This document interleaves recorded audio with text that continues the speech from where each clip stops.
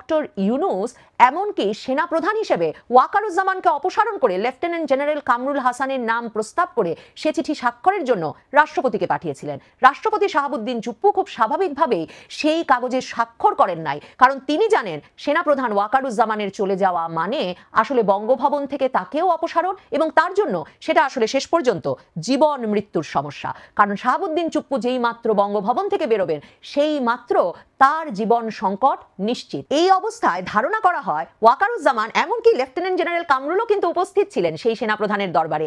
এই যে বলছেন যে ডক্টর ইউনূস লোক উড়িয়ে এনেছেন বিদেশ থেকে তাকে, মানে সেনাপ্রধানকে মেরে ফেলার জন্য, ধারণা করা যায় সেনাপ্রধান আসলে বলতে চাইছেন তাকে অপসারণের পরিকল্পনা করবার জন্য বিদেশ থেকে খলিলুর রহমানকে উড়িয়ে এনেছেন।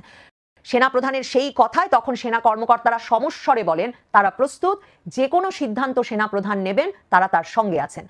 এই অবস্থায় এখন যখন ডক্টর ইউনূস আসলে কোনো বিষয়েই সিদ্ধান্ত না জানিয়ে বা কোনো বিষয়েই তার সিদ্ধান্ত থেকে সরে আসার সিদ্ধান্ত না জানিয়ে, মানে রাখাইন করিডর হচ্ছে না এমন কথা না বলে, কিংবা ডিসেম্বরের মধ্যে নির্বাচনের একটি তারিখ না দিয়ে বরং 2-3 দিন 4 দিন ধরে নাটক করলেন, যে নাটকে রাজপথে লোক নামানোর চেষ্টা হলো, লোক জমানো গেল না, নানা তরফ থেকে চেষ্টা করা হলো যে রাজনৈতিক দলগুলো সমস্বরে ডক্টর ইউনূস আপনি থেকে যান, ডক্টর ইউনূস আপনি থেকে যান বলে বলবেন, সেটাও বলানো গেল না।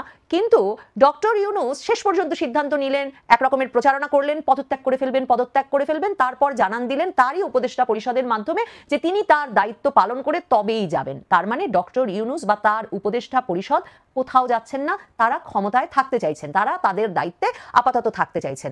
তারা থাকলে ওয়াকারুজ্জামান, সেনাপ্রধান ওয়াকারুজ্জামান আর কিভাবে থাকেন?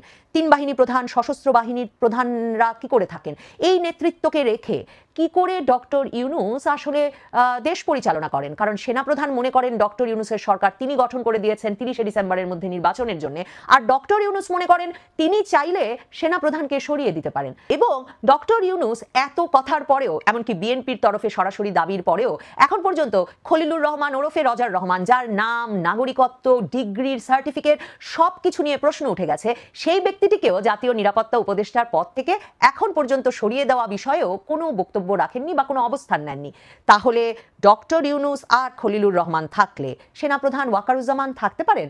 সেনাপ্রধান ওয়াকারুজ্জামানকে রেখে আসলে ডক্টর ইউনূসের পক্ষে এই যে তার রাজনৈতিক দল এনসিপির যে যথেচ্ছাচারের বা যে নানা রকম দাবি, মানে জুলাই ঘোষণাপত্র দিয়ে দিতে হবে, সংবিধান বাতিল করে ফেলতে হবে, এই দাবিগুলো তিনি পূরণ করতে পারেন?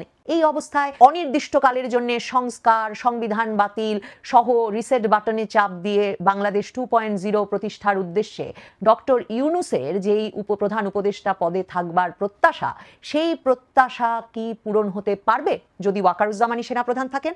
আর যদি ডক্টর ইউনূস সেই প্রত্যাশার পথে হাঁটতে চান, যদি রাখাইন রাজ্যের সঙ্গে জাতিসংঘের কথা মতো মানবিক করিডর দিতে চান, আমেরিকার নির্দেশনা মতো সামরিক করিডর দিতে চান, যদি চট্টগ্রাম বন্দর লিজ দেওয়ার কাজ যে প্রায় শেষ করে এনেছেন সেই কাজটি এগিয়ে নিয়ে যেতে চান, তাহলে তার পক্ষে কি সম্ভব সেনাপ্রধান হিসেবে ওয়াকারুজ্জামানকেই রেখে দেওয়া?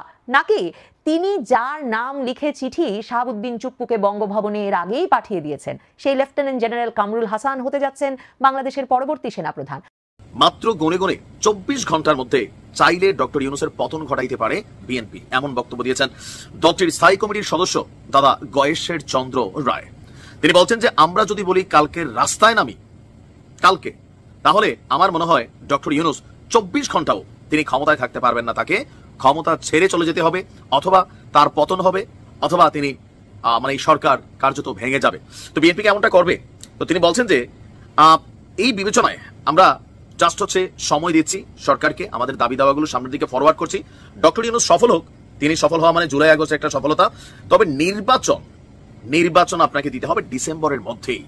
গতকালকের পর আজকে জনাব তারেক রহমান তিনি কিন্তু বলছেন ডিসেম্বরের মধ্যে নির্বাচন হতে হবে, চাই না, চাই একটা আপনার আবদার, আর হতে হবে হচ্ছে ওয়ান কাইন্ড অফ অর্ডার, অথবা কোন একটা কাজের জন্য এস্টিমেটেড টাইমটা আমরা ফিক্সড করে দিচ্ছি, এই সময়ের মধ্যে আপনাকে এই কাজটা করতে হবে। এখন তারেক রহমানের বক্তব্যের পর গয়েশ্বর দাদা বলছেন আপনার তো সংস্কার করার কোনো ক্ষমতা নেই। ডক্টর ইউনূসকে বলছেন যে নারী যদি সুন্দরী হয়, সে যদি বন্ধা হয়, তার প্রতি আকর্ষণ থাকতে পারে, কিন্তু সন্তান জন্ম দেওয়ার ক্ষমতা নাই। বন্ধা তো বুঝছেনই, যাদের বাচ্চা কাচ্চা হয় না। তো তার অভিযোগ ক্ষমতায় থাকতে মৌলবাদীদের একসাথে করছেন প্রধান উপদেষ্টা ডক্টর মোহাম্মদ ইউনূস। এই মৌলবাদীরাই সারা বিশ্বে নানা অশান্তি তৈরি করছে, সেই সাথে সরকার দুর্নীতিবাজদের না ধরে তাদের সাথে আতাত করছেন বলে অভিযোগ করেছেন গয়েশ্বর চন্দ্র রায়। এমনকি আপনার জুলাই আন্দোলনের নেতৃত্ব দেওয়া আমাদের ব্লুটুথ বয়েজদের উদ্দেশ্য তিনি বলছেন, যারা নাকি 24 জুলাইয়ে 11 দিন আন্দোলন করে মুকুট চায়, তাদের মুকুট অনেক আগেই জাতি দিয়ে দিয়েছে, আমরা দিয়ে দিয়েছি। মানে উপদেষ্টা সহ যে আসিফ মাহমুদ আরো বিভিন্ন ইস্যুতে। এখন বিএনপির যে বর্তমান অবস্থান, তাদের বক্তব্য গতকালকে থেকে স্পষ্ট যে তারা ডিসেম্বরের মধ্যে নির্বাচন চায়। এটা বিলম্ব হোক, তারা সেই দিকে যাবে না। বাট ডক্টর ইউনূস এক কথার মানুষ, উপদেষ্টা প্রেস সচিব যিনি আছেন মানে শফিক সাহেব, তিনি বলছেন তিনি এক কথার মানুষ, নির্বাচন জানুয়ারি থেকে জুনের মধ্যেই হবে, মানে ডিসেম্বর থেকে জুন। আমিও সোজা সাপটা মানুষ, একটা জিনিস বুঝি না যে বিএনপি যেটা চাচ্ছে, এই বিএনপির চাওয়াটার বিষয়টা হচ্ছে ঠিক এরকম, কোন মাসের কত তারিখ একটা এস্টিমেটেড টাইম দিয়ে দেন, যে নির্বাচন ঠিক আছে আগামী বছর জুনের মধ্যে হবে, এটা কি জানুয়ারি, ফেব্রুয়ারি, মার্চ, এপ্রিল, মে, জুন, কোন মাসে কোন তারিখে হবে, আপনি তারিখটা স্পষ্ট করুন। আমিও বুঝি না ডক্টর ইউনূস তিনি নির্বাচন দিবেন, কিন্তু 6 মাস নিয়ে কেন একটা অস্পষ্টতা রাখছেন? সরাসরি বলে দিলে তো হয় যে হ্যাঁ এপ্রিলের এত তারিখ নির্বাচন, ফেব্রুয়ারির এত তারিখ নির্বাচন। এখন এটা যখন বলছেন না ডক্টর ইউনূস, তখনই বিএনপির মনে বারবার সন্দেহ হচ্ছে, ভাই এই কথাটা মুখ দিয়ে বললে সমস্যা কি? আপনি কেন একতরফা একরকমই দেখাচ্ছেন? এখন ডক্টর ইউনূস হয়তো মজা পাচ্ছেন, অথবা মাথার মধ্যে অন্য কোনো পরিকল্পনা আছে, সেটা তিনিই ভালো জানেন, আর রাজনৈতিক দলগুলোর সন্দেহ তাই প্রমাণিত করে। সম্প্রতি অনলাইনে আইন উপদেষ্টা আসিফ নজরুলের বক্তব্যের একটি ভিডিও ফুটেজ সহ আরো কয়েকজনের ভিডিও ফুটেজ প্রচার করে দাবি করা হয়েছে, আইন উপদেষ্টা আসিফ নজরুল বলেছেন, ভুল করেছি আওয়ামী লীগ নিষিদ্ধ করে। প্রচারিত ভিডিওতে সংযুক্ত আসিফ নজরুলের ফুটেজে তাকে বলতে শোনা যায়, আওয়ামী লীগকে নিষিদ্ধ করার একটা দাবি উঠেছে। আওয়ামী লীগ বাংলাদেশের স্বাধীনতা সংগ্রামের নেতৃত্ব প্রদানকারী দল, ব্যক্তিগতভাবে কোনো রাজনৈতিক দলকে নিষিদ্ধ করার পক্ষে আমি না। জুলাই আন্দোলনে গণহত্যা সহ দীর্ঘ 15 বছরের শাসনামলে গুম, খুন, নির্যাতন করায় আওয়ামী লীগকে নিষিদ্ধের জোর দাবি ওঠে। এমন অবস্থায় আন্তর্জাতিক অপরাধ ট্রাইব্যুনালের বিচার কাজ শেষ না হওয়া পর্যন্ত ওই দলের কার্যক্রম নিষিদ্ধ করে গেল 12 মে প্রজ্ঞাপন জারি করে অন্তর্বর্তী সরকার। এমন অবস্থায় আসিফ নজরুলের বক্তব্যের একটি ভিডিও সম্পর্কে রিউমার স্ক্যানার টিমের অনুসন্ধানে জানা গেছে, আওয়ামী লীগ নিষিদ্ধ করে ভুল করেছি শীর্ষক কোনো প্রকাশ্য মন্তব্য আইন উপদেষ্টা আসিফ নজরুল করেননি এবং কোনো নির্ভরযোগ্য তথ্য প্রমাণ ছাড়াই আলোচিত দাবিটি প্রচার করা হয়েছে। তাছাড়া প্রচারিত আসিফ নজরুলের ভিডিওটি আওয়ামী লীগ নিষিদ্ধের আগের সময়কার। এ বিষয়ে প্রচারিত আসিফ নজরুলের বক্তব্যের ভিডিওটির বিষয়ে অনুসন্ধান করলে মূলধারার গণমাধ্যম আরটিভি নিউজের ইউটিউব চ্যানেলে আওয়ামী লীগ নিষিদ্ধ নিয়ে যা বললেন আসিফ নজরুল শীর্ষক শিরোনামে 2024 সালের 28 আগস্টে প্রচারিত একটি ভিডিও পাওয়া যায়। খানিকটা ভিন্ন কোণে ধারণকৃত ওই ভিডিওতে আসিফ নজরুলকে আলোচিত বক্তব্যটি দিতে দেখা যায়। আসিফ নজরুলের উক্ত ভিডিওটি গেল বছরের আগস্টের, অর্থাৎ আসিফ নজরুলের বক্তব্যের উক্ত ভিডিওটি আওয়ামী লীগকে নিষিদ্ধ করার আগের। ভিডিওর কোথাও আসিফ নজরুলকে বলতে শোনা যায়নি যে আওয়ামী লীগকে নিষিদ্ধ করে ভুল করেছি, বরং আওয়ামী লীগকে নিষিদ্ধ করার পরবর্তী সময়ে আওয়ামী লীগ এবং এর সব অঙ্গ সংগঠন, সহযোগী সংগঠন ও ভাতৃপ্রতিম সংগঠনের যাবতীয় কার্যক্রম নিষিদ্ধ প্রজ্ঞাপন জারির পোস্ট শেয়ার করে আইন উপদেষ্টা ডক্টর আসিফ নজরুল আলহামদুলিল্লাহ বলেছেন বলে জানা গেছে। যুক্তরাষ্ট্র ঠিকই তার ছক কষে এগোচ্ছে, যদিও করিডোর ইস্যু এর মধ্যে চাপা পড়ে গেছে আমাদের প্রধান উপদেষ্টার পদত্যাগ নাটকে। কিন্তু করিডোর বা ডক্টর খলিলুর রহমানদের ভাষায় মানবিক চ্যানেলের নামে, কথিত মানবিক চ্যানেলের নামে যুক্তরাষ্ট্র মিয়ানমারে ঢুকবেই বাংলাদেশকে ব্যবহার করে। অনেকে বলেন করিডোর হয়তো দেওয়া হয়ে গেছে, যাই হোক, যদি না দেওয়া হয়েও থাকে যুক্তরাষ্ট্র তার লক্ষ্যে কাজ করে যাবে এবং সেই কাজের সহযোগী হিসেবে ডক্টর মোহাম্মদ ইউনূস সরকার কাজ করছেন, সেটা তো স্পষ্ট। তারা মানবিক চ্যানেল দিবেই। এবং এই যে যুক্তরাষ্ট্র বাংলাদেশকে ব্যবহার করে মিয়ানমারে ঢুকবে, তার আরও একটি সুস্পষ্ট ইঙ্গিত মিলেছে তাদের প্রতিরক্ষা গোয়েন্দা প্রতিবেদনে। যুক্তরাষ্ট্র প্রতি বছর বৈশ্বিক হুমকি নিয়ে একটি প্রতিবেদন প্রকাশ করে। এই বছরও যেটি প্রকাশ করেছে সেটির নাম হচ্ছে 2025 ওয়ার্ল্ড ওয়াইড থ্রেট অ্যাসেসমেন্ট, অর্থাৎ যুক্তরাষ্ট্রের জন্য কারা হুমকি অথবা বিশ্বব্যাপী কারা প্রভাব বিস্তার করছে, যেগুলো যুক্তরাষ্ট্রের স্বার্থে আঘাত হানে। এই ধরনের এই প্রতিবেদনে চীন প্রসঙ্গে যে কথাগুলো বলা হয়েছে, সেখানে বলা হচ্ছে যে পাকিস্তান, বাংলাদেশ, মিয়ানমারে চীন তার সামরিক উপস্থিতি বাড়াচ্ছে এবং এটি তাদের সুস্পষ্ট আরেকটি ইঙ্গিত দেয় যে যুক্তরাষ্ট্র কী করতে চাইছে কোন অঞ্চলের মধ্য দিয়ে চীনের আধিপত্য প্রতিহত করার জন্য বা প্রতিরোধ করার জন্য। কেন বলা হচ্ছে, কী কারণে বলা হয়, নিশ্চয়ই বুঝতে পারছেন, নতুন করে ব্যাখ্যা কিছু নেই। এখানে বলা হচ্ছে যে বাংলাদেশ ও বিশ্বের একাধিক দেশে চীনা সামরিক উপস্থিতির সম্ভাবনার মধ্যে রয়েছে। চীনের ব্যাপারে সতর্ক করে প্রতিবেদনে বলা হচ্ছে চীন সম্ভবত বার্মা। আমি এর আগেও আপনাদেরকে নোটিশ করেছি যে যুক্তরাষ্ট্র কখনো মিয়ানমারকে মিয়ানমার বলে উল্লেখ করে না, এখনও মিয়ানমার বলে স্বীকৃতি দেয়নি। তারা এখনও পর্যন্ত বার্মা বলে। তাদের বার্মা অ্যাক্ট 2022 সালে পাশ হয়েছে এবং কখনোই তারা মিয়ানমারের এই অবস্থানকে স্বীকার করে না। তারা তাদের পুরনো অবস্থানে ফিরিয়ে নিতে চায়। অং সান সূচিকে যেভাবে নোবেল দেওয়া হয়েছিল, আমি বাকিটা আর বলছি না। যাই হোক, বলা হচ্ছে যে চীন সম্ভবত Burma, Thailand, Indonesia, Pakistan, Sri Lanka, সংযুক্ত আরব আমিরাত, Cuba, Kenya, Guinea, Seychelles, Tanzania, Angola, Nigeria, Namibia, Mozambique, Gabon, Bangladesh, Papua New Guinea, Solomon দ্বীপপুঞ্জ এবং তাজিকিস্তানে সামরিক উপস্থিতির কথা বিবেচনা করছে।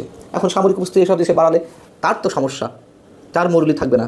আর চীন যে বিভিন্ন দেশে তাদের সামরিক ঘাঁটি তৈরি করছে, সামরিক উপস্থিতি বাড়ছে, এটাও সত্য কথা। কিন্তু যেহেতু সত্য কথা, সেহেতু আমরা জেনে শুনে এরকম ওয়ার ফিল্ডে নিজের দেশকে কেন পরিণত হতে দেব? যুক্তরাষ্ট্র তার প্রতিবেদনে বলছে, কূটনৈতিক, তথ্যগত, সামরিক ও অর্থনৈতিক ক্ষেত্রে যুক্তরাষ্ট্র তার মিত্রদের টেক্কা দিতে চীন তার সক্ষমতা বৃদ্ধি করে চলেছে। তার সূত্র ধরে ইন্দো প্যাসিফিক, ভারত প্রশান্ত মহাসাগরীয় অঞ্চল এবং তার আশপাশের অঞ্চলে ওয়াশিংটন ও তার মিত্রদের সঙ্গে প্রতিযোগিতায় নেমেছে বেইজিং। এই প্রতিযোগিতায় চীনকে আরও ভালোভাবে প্রস্তুত করতে বিভিন্ন উদ্যোগ নিয়ে যাচ্ছেন চীনা প্রেসিডেন্ট শি জিনপিং। এর মধ্যে রয়েছে মার্কিন সামরিক জোট ও তার নিরাপত্তা অংশীদারিত্বের জন্য সমর্থনকে দুর্বল করার অপচেষ্টা অব্যাহত রাখা, ইত্যাদি ইত্যাদি। আরও অনেক কথা রয়েছে এখানে। তো গত 21শে মে আমাদের সেনাপ্রধান যেখানে স্পষ্ট করে বললেন, করিডোর কিংবা বন্দর ইস্যুতে নির্বাচিত সরকার ছাড়া আর কারো কোনো এখতিয়ার নেই বা গ্রহণযোগ্যতা নেই এগুলো সিদ্ধান্ত নেয়ার। আমরা দেখলাম যে BNP, Bangladesh communist party, CPB সহ বিভিন্ন রাজনৈতিক দল তারা স্পষ্টভাবে উল্লেখ করেছে কোনো অবস্থাতেই কথিত করিডোর দেওয়া যাবে না, বন্দরগুলো বিদেশিদের হাতে তুলে দেওয়া যাবে না। কিন্তু আমরা খুব সুন্দরভাবে দেখলাম যে বিষয়টি কেমন করে যেন একটা নাটকের মধ্য দিয়ে এই বিষয়গুলো ধামাচাপা দেওয়া হয়ে গেল। রাজনৈতিক দলগুলোর যে অবস্থানে ছিল হুঙ্কার হুঁশিয়ারিতে, কেন যেন হঠাৎ করে একটু শিথিল হয়ে গেল সব কিছু। যদিও কমিউনিস্ট পার্টির মতো কিছু দল তারা তাদের কর্মসূচি চালিয়ে যাচ্ছে। কিন্তু আমি এর আগেও বলেছি, এখনও বলছি, এই যে বিভিন্ন রাজনৈতিক দলগুলো স্পষ্ট অবস্থান ব্যাখ্যা করছে বাংলাদেশের স্বার্থে, কিন্তু সরকারের আশীর্বাদ পুষ্ট যে দলগুলো রয়েছে, হাতে গোনা কয়েকটি দল, তারা আবার ব্যাখ্যা দেওয়ার চেষ্টা করছে বন্দর তুলে দেওয়া হচ্ছে না, বন্দরকে আধুনিকায়নের নামে এগুলো বিদেশিদের সহযোগিতা নেওয়া হচ্ছে। এবং এমন কথাও কেউ বলছেন, যুক্তরাষ্ট্র যদি ইচ্ছে করে বাংলাদেশে ঢুকবে, বাংলাদেশে অমুক জায়গা দখল করবে, পৃথিবীর কোনো শক্তি নেই যে যুক্তরাষ্ট্রকে বাধা দেওয়ার। কি অদ্ভুত, ভয়ঙ্কর, ঘৃণ্য ব্যাখ্যা। যুক্তরাষ্ট্র যদি ইচ্ছা করে যে বাংলাদেশে ঢুকবে, বাধা দেওয়া যাবে না, তাহলে সেটিকে আমরা কেন আরো সহজ করব? নরেন্দ্র মোদীর কৌশলের জালে পা দিল ডক্টর মোহাম্মদ ইউনূস। ইতিমধ্যে সেনাপ্রধান ওয়াকারুজ্জামানের সাথে ডক্টর ইউনূসের দ্বন্দ্ব শুরু হয়েছে। এরই ফলশ্রুতিতে যে কোনো সময় পদত্যাগ করতে পারে ডক্টর মোহাম্মদ ইউনূস। দর্শক, প্রতি মুহূর্তের আপডেট পেতে আমাদের চ্যানেলটি সাবস্ক্রাইব করুন।